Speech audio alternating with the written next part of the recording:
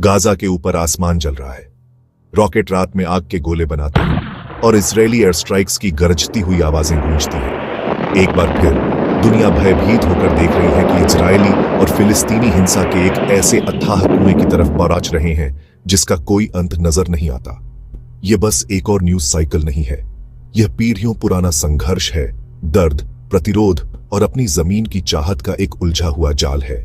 यहां मलबे और बयानबाजी के बीच एक बहुत बड़ा मानवीय त्रासदी छिपा है। हिंसा का यह ताजा विस्फोट कोई अलग थलग घटना नहीं है, यह एक बहुत गहरी बीमारी का लक्षण है। हमें आम लोगों, इजरायलियों और फिलिस्तीनियों दोनों की बात सुननी चाहिए, जिनकी जिंदगी इस अटूट संघर्ष में बंधक बनी हुई है। यह संघर्ष की मानवीय कीमत की कहानी है, एक ऐसी कहानी जो सीमाओं और विचारधाराओं से परे है। वर्तमान को समझने के लिए हमें अतीत में जाना होगा। इजराइल फिलिस्तीन संघर्ष की जड़ें बहुत गहरी हैं। जमीन के एक ही टुकड़े पर दावा करने वाले विवादों में उलझी हुई है। यहूदियों के लिए यह इजराइल की प्राचीन धरती है, उनके धर्म का जन्म स्थान है, ईश्वर द्वारा वादा किया गया एक शरण स्थल है। फिलिस्तीनियों के लिए यह उनके पूर्वजों का घर है, पीढ़ी दर पीढ़ी चला आ रहा है, एक ऐसी जमीन है जिसे वे छोड़ने को तैयार नहीं है। यहूदी लोगों के लिए एक महत्वपूर्ण घटना 1948 में इजराइल राज्य का निर्माण फिलिस्तीनियों के लिए एक आपदा बन गया, जिसमें हजारों लोग बेघर हो गए, जिसे वे नकबा कहते हैं। इसके बाद युद्ध और विद्रोह हुए, हर एक अविश्वास और द्वेष की एक कड़वी विरासत छोड़ गया। 1967 का 6 दिवसीय युद्ध एक निर्णायक इजरायली जीत के परिणाम स्वरूप वेस्ट बैंक और गाजा पर कब्जा हो गया, जिससे संघर्ष और भी जटिल हो गया। 1990 के दशक में ओस्लो समझौते ने उम्मीद की एक किरण दी, 2 राष्ट्र समाधान पर आधारित शांति के लिए एक ढांचा प्रदान किया। आज गाजा संघर्ष के विनाशकारी प्रभाव का एक जबरदस्त प्रतीक है। 20 लाख से ज्यादा फिलिस्तीनियों का घर, जमीन की यह घनी आबादी वाली पट्टी 1 दशक से ज्यादा समय से इजरायली नाकेबंदी के तहत है। इसकी अर्थव्यवस्था पंगु हो गई है। इसके लोग गरीबी और निराशा के चक्र में फंस गए हैं। गाजा पर शासन करने वाले उग्रवादी समूह हमास को इजराइल, संयुक्त राज्य अमेरिका और अन्य लोगों द्वारा एक आतंकवादी संगठन घोषित किया गया है। इसके नियंत्रण को शांति के रास्ते में एक बाधा के रूप में देखा जाता है। गाजा के लोगों के लिए जिंदगी रोज जीने की जद्दोजहद है। नाकेबंदी से माल और लोगों की आवाजाही प्रतिबंधित होती है। जरूरी चीजों, चिकित्सा देखभाल और आर्थिक अवसरों तक पहुंच सीमित हो जाती है। बेरोजगारी बाआचा रही है और बार बार होने वाले संघर्षों से पस्त हुआ बुनियादी ढांचा इसका सामना करने के लिए संघर्ष कर रहा है। हिंसा में हालिया वृद्धि ने इस भयानक मानवीय स्थिति को और भी बढ़ा दिया है, जिससे गाजा एक खुली जेल में तब्दील हो गया है। कोविड-19 महामारी से पहले से ही ज्यादा मरीजों का बोझ झेल रहे अस्पताल अब लड़ाई में घायल होने वालों की बढ़ती संख्या से जूझ रहे हैं। ऐसे आघात और हिंसा का सामना कर रहे बच्चों पर पड़ने वाला मनोवैज्ञानिक प्रभाव अथाह है। अंतरनेशंसीय समुदाय, जैसा कि अक्सर होता है, हिंसा के ताजा विस्फोट पर अपनी प्रतिक्रिया में बंटा हुआ नजर आता है। इजराइल का एक प्रमुख सहयोगी संयुक्त राज्य अमेरिका हमास के रॉकेट हमलों के खिलाफ खुद को बचाने के इजराइल के अधिकार पर जोर देते हुए अपने अटूट समर्थन को दोहराता है। यूरोपीय देशों ने हालांकि दोनों तरफ की हिंसा की निंदा की है, लेकिन नागरिकों के हताहत होने और इजराइल द्वारा बल के अत्यधिक उपयोग पर बढ़ती चिंता व्यक्त की है।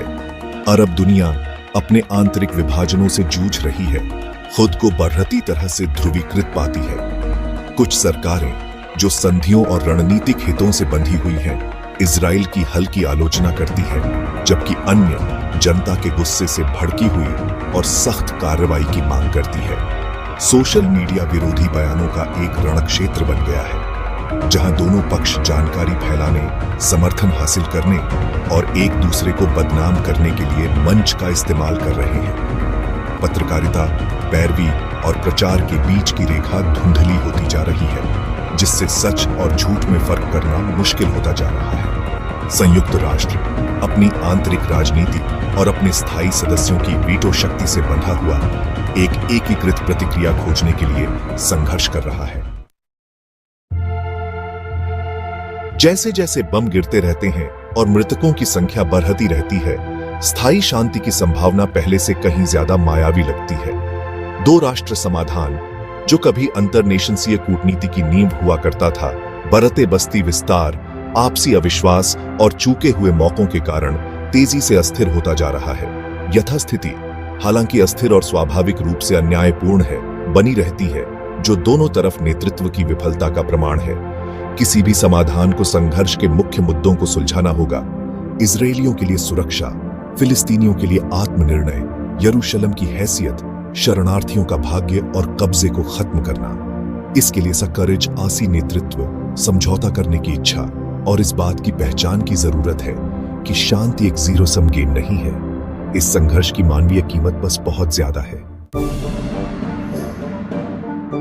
इजराइल फिलिस्तीन संघर्ष को अक्सर सभ्यताओं के टकराव, सही और गलत के बीच लड़ाई के रूप में पेश किया जाता है, लेकिन अपने मूल रूप में यह एक मानवीय त्रासदी है। हिंसा और प्रतिशोध के चक्र में फंसे दो समुदायों की कहानी है।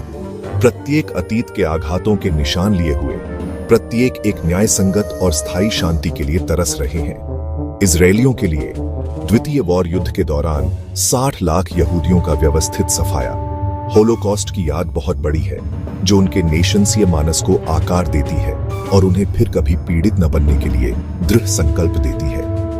आतंकवाद का डर, गाजा और वेस्ट बैंक से रॉकेट हमलों का डर स्पष्ट है, उनकी कमजोरी की एक निरंतर याद दिलाता है। फिलिस्तीनियों के लिए नकबा 1948 में उनके साथ हुआ बेदखली और विस्थापन उनके इतिहास में एक निर्धारक क्षण बना हुआ है, एक ऐसा जख्म जो अभी तक नहीं भरा है।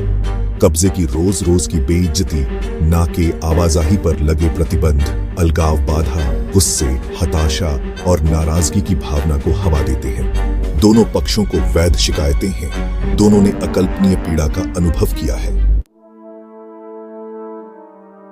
सुर्खियों के पीछे राजनीतिक बयानबाजी से परे इजराइल फिलिस्तीन संघर्ष की मानवीय कहानियां हैं।